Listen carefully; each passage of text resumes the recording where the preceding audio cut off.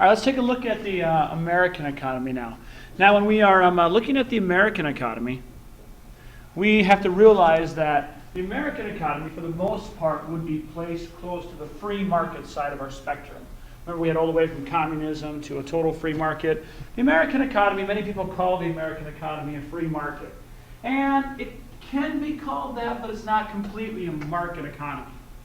What I mean by that is the American economy is based on trying to satisfy the needs of the people. It's possible for a business to produce a product and then sell the idea. And our system works because each person's free to make nearly all of their economic decisions. Citizens' needs will be met usually by private companies, although, however, not completely.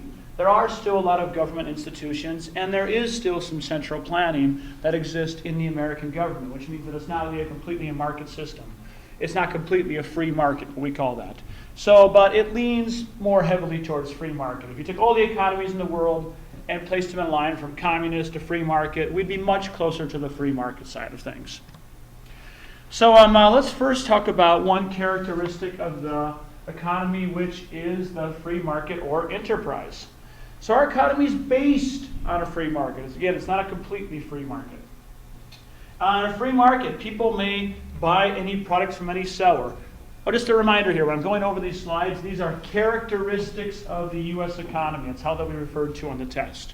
So, again, back to it. In our economy, there's usually more than one producer or a service. This permits the consumer, the person who buys and uses the products, to look for the best price, or find a substitute for cheaper, or find something that's more expensive and have better quality. I mean, you can see this with phones. You can buy many different phones. You can go with the iPhone, you can go with the Samsung Galaxy, you can go with other ones if you can still find a Motorola phone. That's the one I have. It's not very good. You can even find a flip phone if you still want to find one of those. You know, if you're looking for one of those. Maybe you can even find one of the old Zach Morris phones and Saved by the Bell. So you can find a number of different phones. Now, this is based on the force of competition in the United States. Businesses are free to compete with one another for customers. Each business tries to convince us that his product or service will best satisfy our wants or needs. The force of this competition, this basically leads and makes businesses have to find ways to operate effectively. They have to operate efficiently. So this free competition, it basically means the consumer, they have a choice to look at the products. Prices don't get too high for one product because if, let's say the iPhone wants to raise their products by $100, Samsung's going to be really happy because they're going to sell a lot of phones. And vice versa. If Samsung raises their prices, more people will go to Apple. All right, so free competition exists for jobs, for the producers who make things, but it also exists for workers. Workers have the freedom to work where they want to work. If you don't want to work for Apple, you don't have to. You can work for Samsung. Again, I'm using two big companies. I found this in my teaching career, for example. I teach here at Cristo Rey, Jesuit High School. I had a choice of different schools I wanted to apply to, different schools to work to, and you get a choice of where you want to work. Now, what is this based upon? How could a worker have more choices? What would a worker need to have a lot of freedom or choices? It's actually the most important thing you need in a free market economy for an individual. Job skills. You need to have job skills. So my suggestion to all of you in this class who will soon be going to college is you need in the next 2 to 4 to 6 or 8 years, however long you're going to be trained in college or wherever you're going to be going, you need to develop skills. Because when you develop skills, you can put yourself in competition to get the better jobs. So the workers have to develop skills, and then they can apply to many schools. Again, I'm one of the real lucky ones. When I left my last job before I came to Cristo Rey, believe it or not, many teachers aren't as lucky as I was actually offered 3 jobs. And I decided to take this one because this is the school that basically, ever since it opened, I wanted to work at. So I was able to do that because, just quickly, I have a social studies degree, which means I can teach econ, I can teach world history, I can teach U.S. history. But I also went back to school and I got an ESL degree, English as a Second Language. and I have a number of years experience teaching, and I have, recommendations which lead me to be able to compete for other jobs. Those are skills that have been developed. So that would be in my case. And for people who are unemployed, one of the hardest things in our country is that people unemployed, we have to retrain them and we have to allow them to develop skills so they can compete in the market.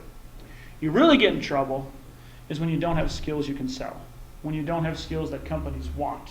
And unfortunately, if you're like 40, 50 years old and you've been working a job for a long time, and all of a sudden that job kind of disappears, that's where it's really hard in our system, in a free market system. Is what do you do if you're 40, you're 50, you haven't developed skills, or you had skills, you worked at one job, and then you got laid off, or that job no longer exists. That's where we see real difficulty in our system. All right, let's go now to our next one, private property and profit. In our economic system, we are free to own private property. Every American is free to buy land, machines, tools, and other equipment to produce goods and services. All Americans are free to sell their private property as they wish. Land, property, machines, money are used again to provide goods and services. This is called capital. The American system is sometimes called capitalism. We talked about that. It's more of a capitalist system because there is lots of property that we can sell. This is, buying and selling a home is something you think about. It's kind of like the American dream is to have enough money one day where you don't have to rent, where you can own your home. And many people, then they own 2 or 3 homes in their lifetimes, which is crazy. That you buy a home, you sell it, you could buy another one. That's private property. It could be, as simple as you see tools up here that someone owns. This is their private property. And for many people, they use these for their jobs. And they can buy them and sell them, but they own them. And it's based upon making a profit. Okay, private property also exists for businesses. That's what basically businesses are selling. Apple is selling their property. They have a copyright on their phones. Samsung has the same thing. They have a copyright on their phones, and they sell it. They are basically selling their property. So our characteristic is private property and profit. Because of that, though, the government actually does have to be involved. It's not like a completely government out of it. And even one of the key factors of our system is that government needs to protect private property. Meaning that if Apple has a product, they've copyrighted it, it's theirs, someone just can't rip it off and sell something that looks exactly like the iPhone, functions exactly like the iPhone, and then say it's theirs, there's copyright. They'd be sued if they did that. So your private property rights have to be respected. You have to have, your house, someone just can't, break into your house, kick you out and say it's their house. You have to have a system that protects your private property, otherwise the whole thing falls apart. One area this actually gets interesting is music today, because I'm sure many of you today listen to music that you don't pay for. You can go to YouTube and just listen to albums if you want to. You can listen to it, but for musicians it's actually interesting because that's their private property, but yet many of them don't get paid for it anymore. So just an interesting question to think about. Where do musicians, what is their property with their music? All right, the government does have a role. Businesses do not function completely without the government. We have regulations in the American system along with having private property and profit. For example, for business starts, yes, they want to make profit, but McDonald's food still has to be safe. They can make a profit, but there still will be government regulations where food inspectors will have to come in occasionally.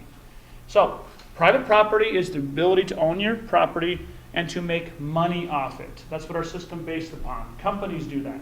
They invent something, it's their property, they can then sell it. Individuals can do that as well. You can do that with your home. Many people, when they first buy their home, and if they want to sell it later, they're hoping to make a profit off it. That's what our system is based upon. This is one of our key characteristics of the American economy. All right, the government does have a role. Now, we like to say that America is a free market economy, but it is actually a mixed economy. It's a mixed economy that leans free market. Owners of business and government work to try to satisfy our economic desires, but both the government and private businesses play a role. All right, government can be a regulator of business. The government fills this role to protect Americans. I kind of talked about this in the last slide. In 1906, for example, Congress passed the Federal Food and Drug Act. They passed this because this law prohibited harmful chemicals, drugs, medicine, other things going in food. Now, if there's a book out there called The Jungle by Upton Sinclair, it was a book that was written and it described in it in the meat factories in Chicago how like rats would fall into the sausage meat, how cut out fingers would fall into the sausage meat. Yes, it does describe that. And how it'd be ground up and sold. Well, what happened after this book came out, there was a huge uproar over this. And what happened was we started having more food inspectors. This is why in 1906 the Food and Drug Act was passed so they could actually inspect it to make sure the food we are getting is safe. To prevent monopolies or one business totally taking over, just like the game we have Monopoly, to prevent one business from taking over everything, we have, there is the Sherman Antitrust Act and the Clayton Act.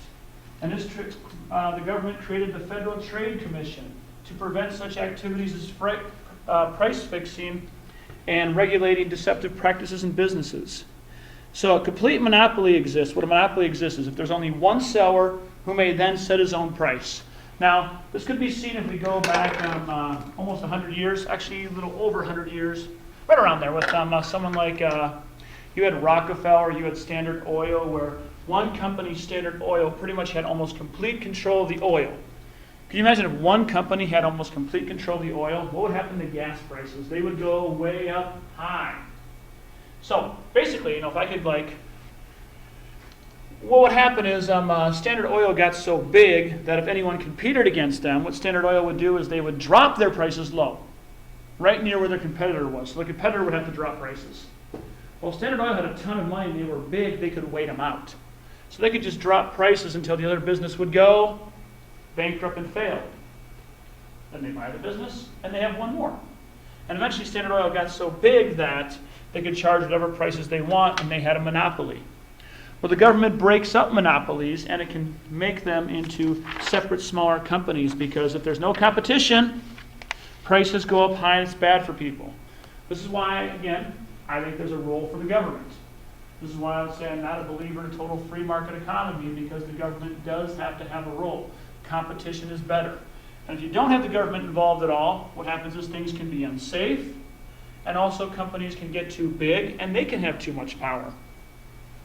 You see a picture there. There's a picture of the Hoover Dam. This was a big electricity project that was taken on to produce electricity. I'll give you a couple more of these. The national government does produce electricity and does have a role. So the government is a business. It employs thousands of workers. Actually, the government, federal and state, employ more people than any business. The national government produces electricity. It does this at a government-built project such as the Tennessee Valley Authority and the Hoover Dam and the Colorado River. The national government's also in the banking business. The Small Business Administration loans money to small businesses, while the Export-Import Bank lends money to foreign countries. The government's in the insurance business. It offers insurance to banks for taking your money. It's called the Federal Deposit Insurance Corporation. This insures banks against failure. The government runs a park system, schools. On the state level, governments run public schools, colleges, universities. If you want to go to Mankato State, Minnesota State, Mankato, whatever they changed their name to. St. Cloud State University, those are state-run universities. The government receives money in the form of taxes. It spends money on a huge amount of things. Public school teachers get paid for out of this. If you work for the park board, if you work for the military. So we see the government does have a big role in our economy.